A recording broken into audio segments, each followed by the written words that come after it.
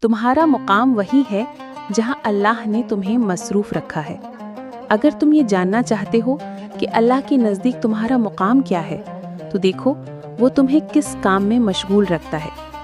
اگر وہ تمہیں ذکر میں مشغول رکھے تو جان لو کہ وہ تمہیں یاد رکھنا چاہتا ہے۔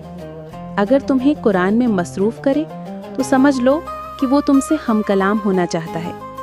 اگر تمہیں نیک اعمال میں مصروف کرے تو جان لو کہ وہ تمہیں اپنے قریب کرنا چاہتا ہے۔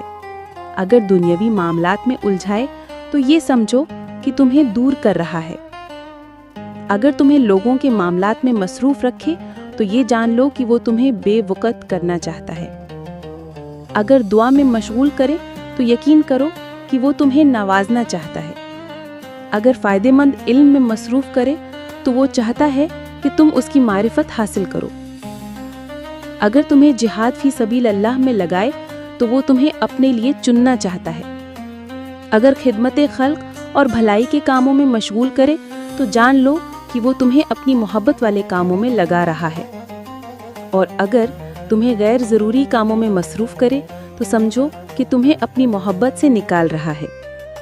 اسی لیے اپنے حال پر غور کرو کہ تم کس کام میں مشغول ہیں، کیونکہ تمہارا مقام وہی ہے جہاں اللہ نے تمہیں مصروف رکھا ہے۔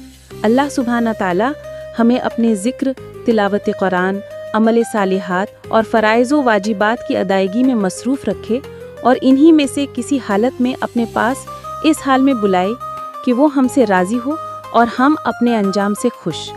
آمین یا رب العالمین۔